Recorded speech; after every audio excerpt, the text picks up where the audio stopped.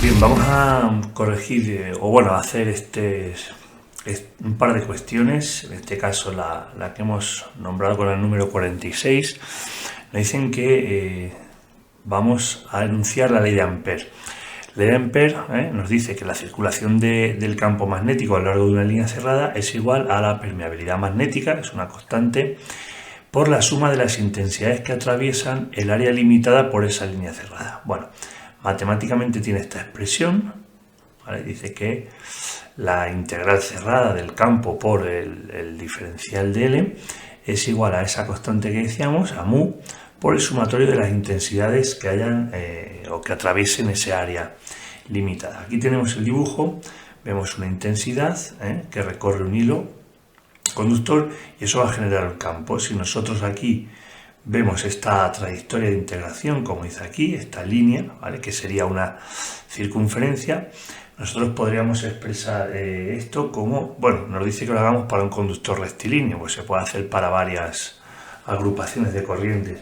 En este caso, esa sería la integral cerrada, ¿verdad?, de B por diferencial de L por el coseno de 0, ¿vale? Porque tenemos aquí que diferencial de L y B van a formar un ángulo de 0 grados.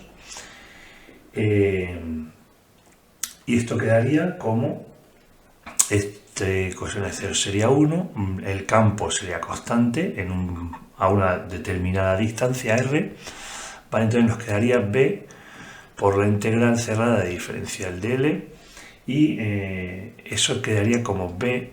En este caso, al ser una circunferencia, esa longitud que nos quedaría sería 2πr, ¿verdad? Bueno, R minúscula, vamos a ponerlo por R minúscula. Y ahora la ley de Ampère nos dice que esto de aquí se nos va a igualar, ¿vale?, se va a igualar a esa constante mu por la suma de intensidades. En este caso solo hemos puesto un hilo conductor, por lo tanto solamente va a ir esa intensidad. En el caso de que sean agrupaciones de hilos, pues ya tendríamos que ver cómo quedaría.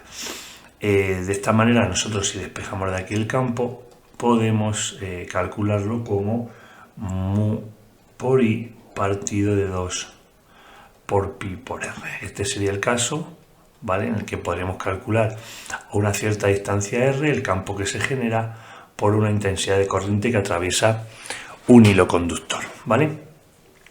Esto se hace para el conductor rectilíneo, pero se puede hacer también para otro tipo de agrupaciones, como por ejemplo pueden ser pues solenoides, ¿verdad?, o toroides, que son otro tipo de estructuras por donde circulan esas corrientes, ¿no? Bueno, pues esa sería la cuestión y podemos hacer otra más. Bien, sería esta 47, mucho texto, pero la cuestión es muy facilita. Dice, una demostración en física, el profesor toma un imán potente, lo introduce rápidamente en el hueco de una bobina formada por espiras de cobre estrechamente arrolladas. Bueno, pues ahí veis la imagen introduciendo el imán en una bobina y está conectada a un amperímetro.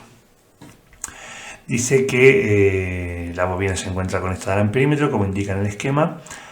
Entonces, vamos a ver lo que sucede. Antes de leer las posibles respuestas que nos dan, bueno, pues gracias a una página web de la Universidad de Colorado, vamos a ver aquí. Bien, fijaos que tenemos, bueno, pues una bobina, podría ser este arrollamiento. Aquí tenemos una bobina.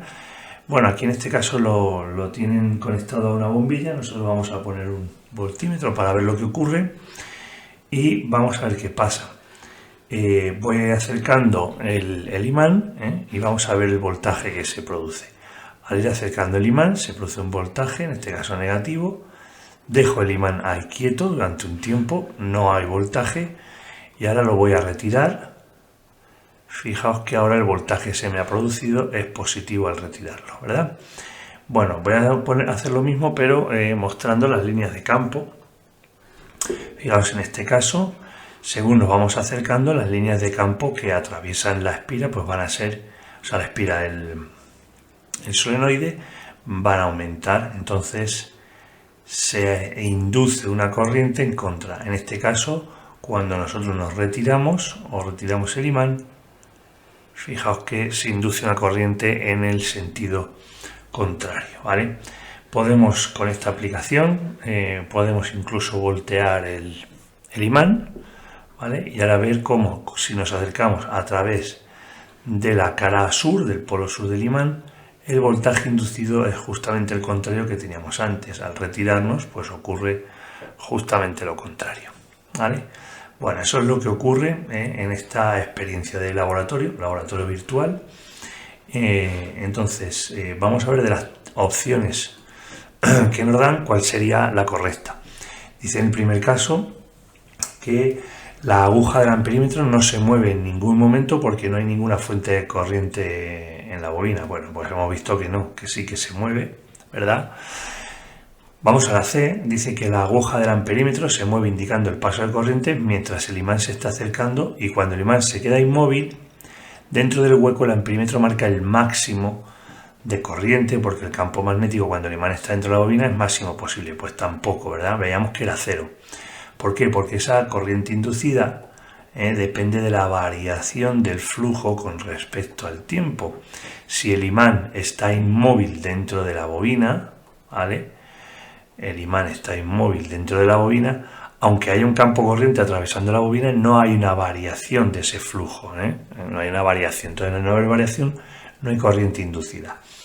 Y por último, la respuesta que nos dan como B, dice la aguja del amperímetro se mueve indicando el paso de corriente, correcto, mientras el imán se está moviendo, y cuando el imán se queda inmóvil vuelve a marcar cero. Efectivamente, eso era lo que ocurría, como hemos visto en la aplicación de la página de la Universidad de Colorado, y además como nos dice la expresión que nos genera esa fuerza electromotriz, ¿verdad?